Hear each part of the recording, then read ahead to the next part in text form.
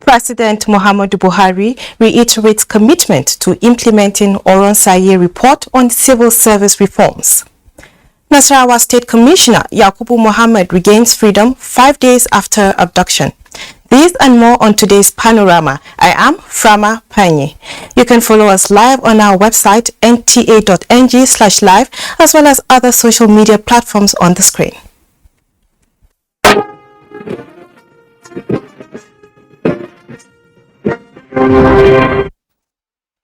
President Muhammadu Buhari has restated his administration's commitment to the implementation of the Oronsaye report on the restructuring and rationalization of ministries, departments and agencies of the federal government. He said the report will lead to fundamental changes in the structure of the civil service as engine room of the government. The president was speaking at an audience with the Central Working Committee of the Association of Senior Civil Servants of Nigeria. State House correspondent Adamu Sambo has the details. Government President Buhari says will remain focused on strengthening the civil service in view of its importance in policy formulation and implementation towards the provision of socio-economic and political benefits to Nigerians. A strong civil service is the bedrock on which good governance, policy execution, and fast ways for the delivery of democratic dividends can be achieved.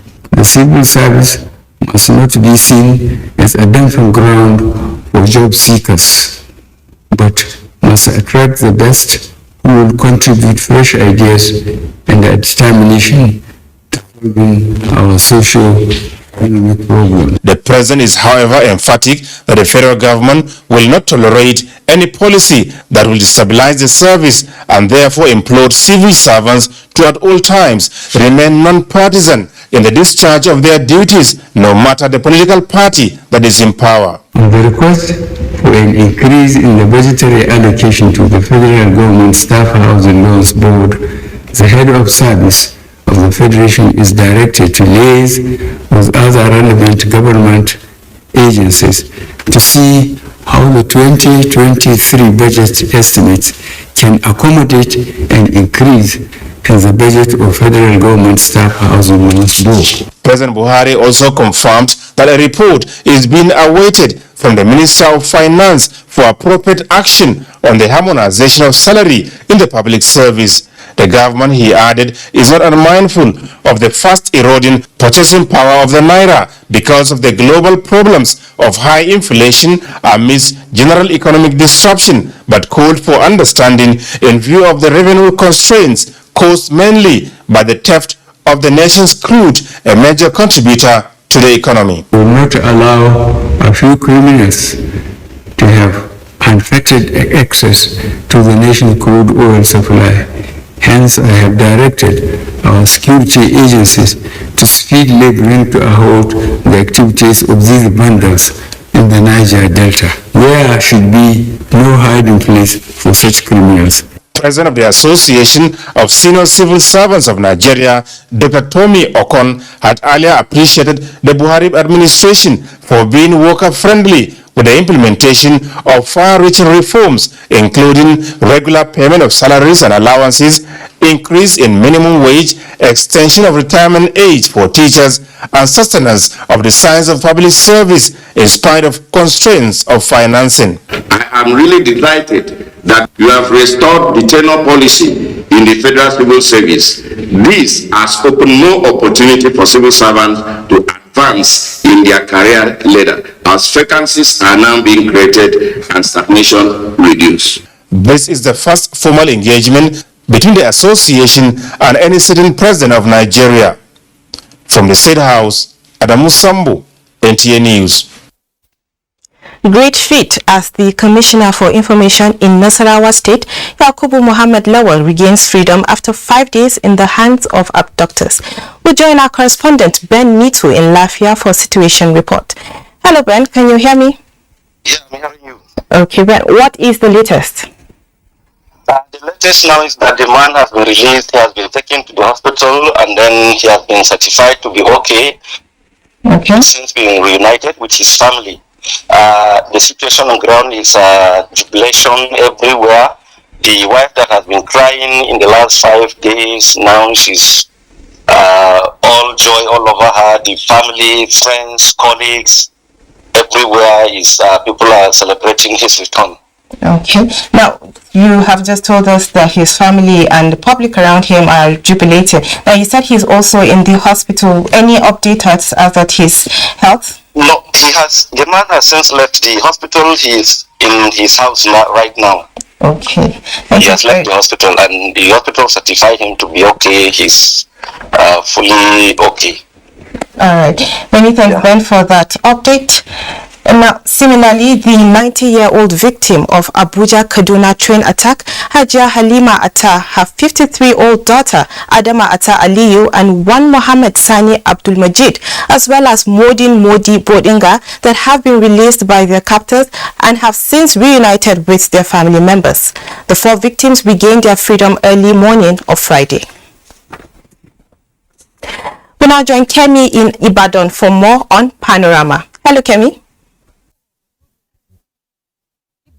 Thank you and welcome to Ibadan. In line with the popular saying that all works and no play makes Jack a dull boy, the academic calendar of educational institutions provide for school breaks to give ample time for students and pupils to rest, recoup and prepare for the new academic year. Of all the school breaks in the academic calendar, however, the summer holidays, otherwise known as the long vacation, is perhaps most significant as it is the longest, hence the need for engagement for avoidance of boredom. While many schools take advantage of the long vacation for summer lessons to prepare the students for their new grades, others believe it is time for rest and keeping the gate of their schools shut until resumption. But how can the pupils and the students be kept away from trouble and restiveness in the face of insecurity and economic instability in this country? I am Kemi Oshin. Thank you for joining us. INEC.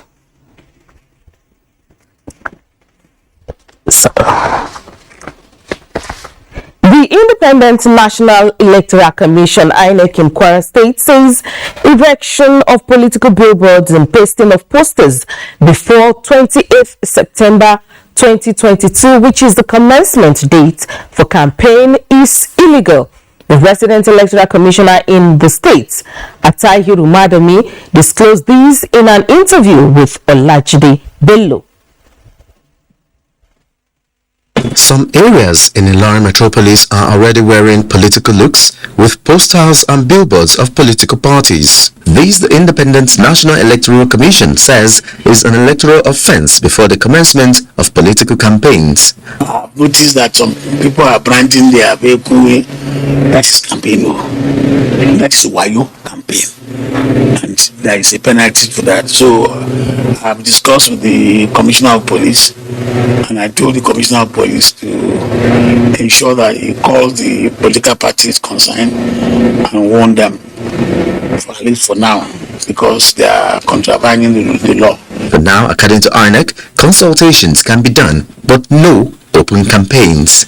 On the issue of collection of permanent voter cards, the resident electoral commissioner says the turnout is quite impressive. They have printed out the names of all the uncollected PVC. You go there, you'll say they'll ask you which ward, they'll show you the ward. So they have compiled the names word by word, VIN number, your name. So once you identify them, it's easy for collection. The forthcoming 2023 elections, according to INEC, will be free, fair and credible, as the elections in Ekiti and Osun were a litmus test for what to expect. Olajide Bello, NTA News. One of the challenges often faced by parents and guardians during the end of school year vacation is how to engage their children and words meaningfully. In this special report, Omokende Igbari seeks how this challenge can be surmounted for the benefit of the society. It is the time of the year again where primary and secondary school pupils and students are on long vacation in preparation for a new academic session. Through to the saying that an idle hand is the devil's workshop, the questions that comes to mind is how can these young ones be meaningfully engaged during these holidays?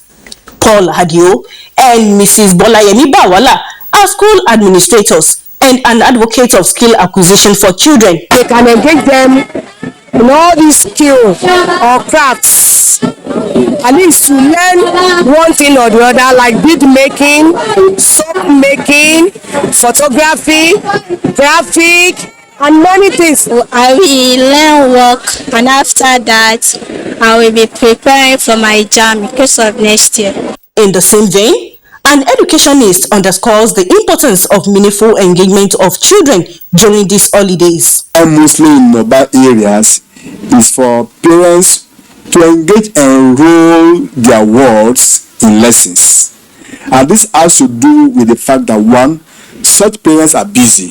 For the fact that are busy, they don't want to leave the children at home just like that, roaming or probably not under their control. For that very reason, many parents enroll their children in lessons. It is a known fact that all hands must be on deck, especially mothers, to take good care of their children now that they are on long vacation, and also in the face of security challenges bedeviling the country. In Ibadan, Omokende Igbari, NTA News. Joining me in the studio is an educationist, a child rights enthusiast, and a mother, Moremi Adeleye. You're welcome to Panorama. Thank you very much. It's great to be here today. It is no longer news that the school's vacation is underway. So how significant are these holidays for the schools, the children, and the parents? The holidays are extremely significant.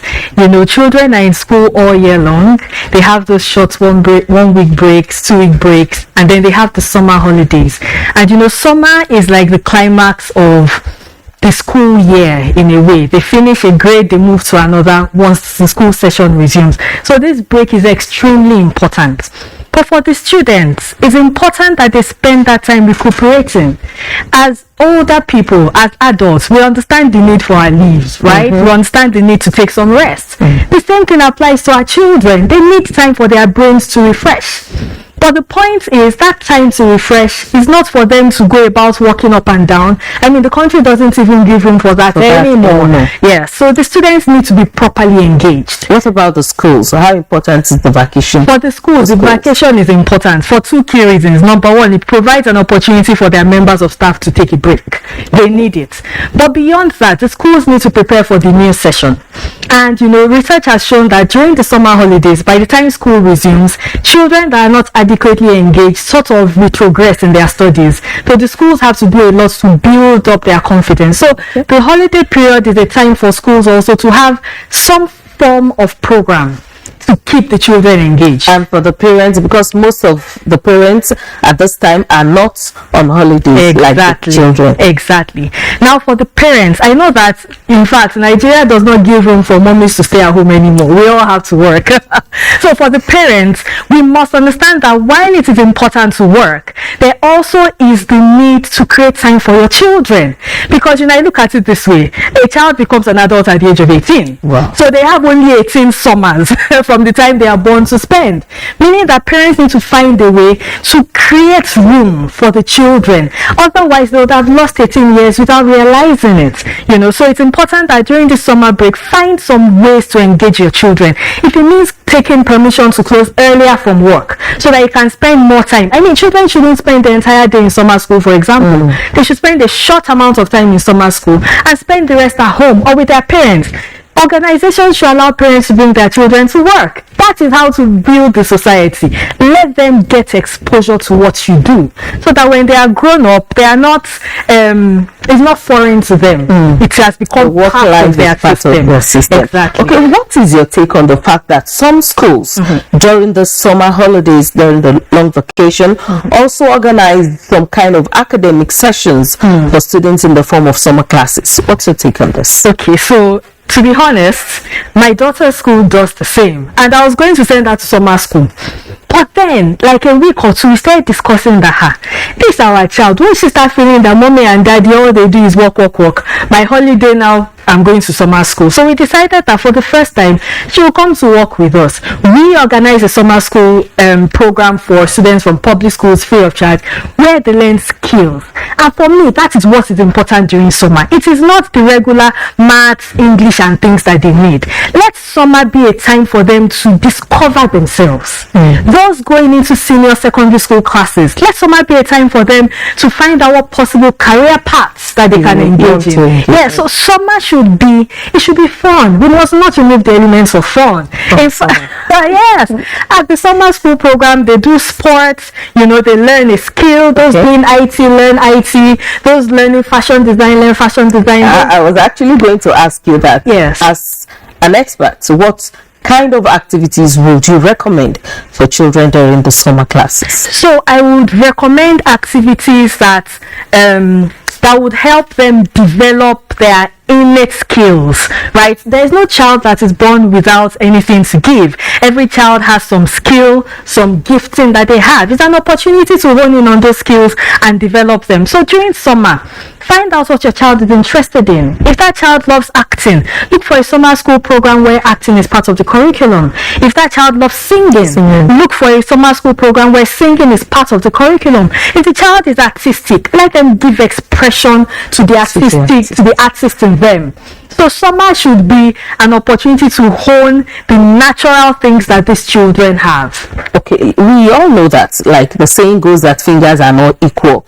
And owing to the fact that the economic situation in the country recommends that we get every little income that can come in to assist in the family upkeep, how would you react to engaging children during holidays in some kind of economic activities like trading, hawking?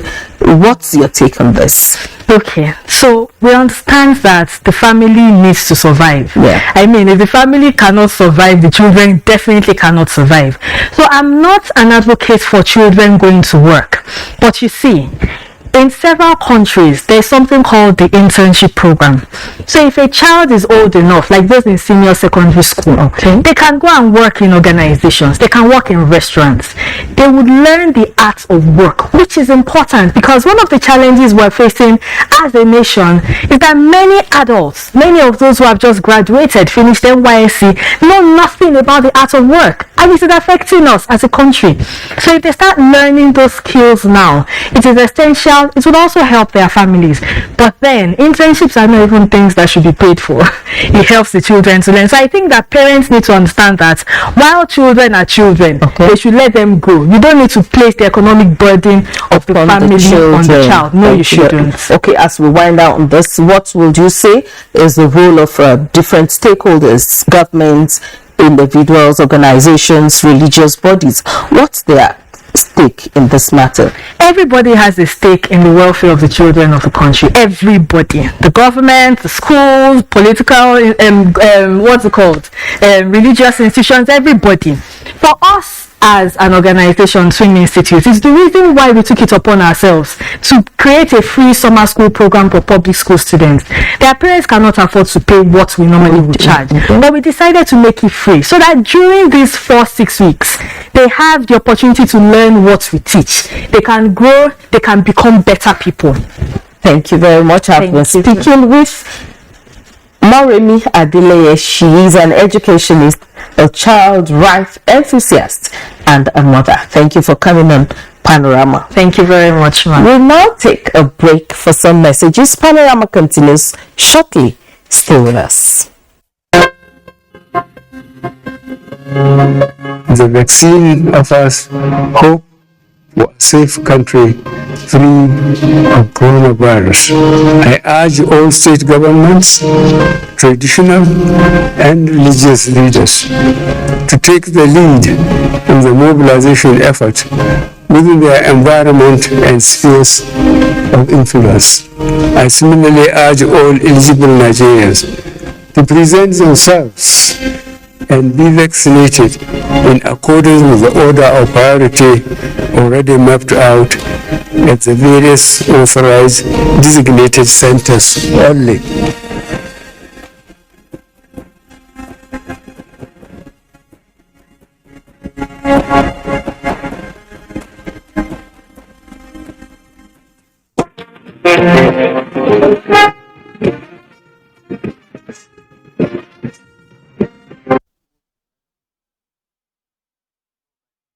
Thank you for staying with us. You're still watching Panorama, reaching you from Ibadan Network Center. Ekiti local government area of Kwara State has emerged the winner of the Kwara Suburb Junior Secondary School Inter-Local Government Quiz Competition held in Ilorin, the state capital. Abdul-Wahid Bibiri reports. Students from Opa and Ekiti local government areas slug it out at the grand finale of the radio quiz competition, which began 5 months ago. Ekiti local government contingent came top with 26 points ahead of Opa, which scored 24 in a keenly contested quiz on mathematics, English, basic science and current affairs. The competition, according to Kwara Suburb chairman Professor Abdurrahim Adaramaja, is part of efforts to raise another set of champions who will represent the state at the global stage and further project the good work of the state government in basic education. Let me appreciate the effort of His Excellency for repositioning our basic education through regular training and retraining of our teachers, introduction of e-learning system for our schools through the establishment of digital literacy centers. About 39 digital literacy centers were established by Governor Abdurrahman Abdulrazak. To the students and other stakeholders, the competition provides a viable platform for students of public schools to showcase their talent as they commended government investment in education sector. The students, their composition, their dedication in reading and everything, it is all okay. See the students of public school, look at what they are doing.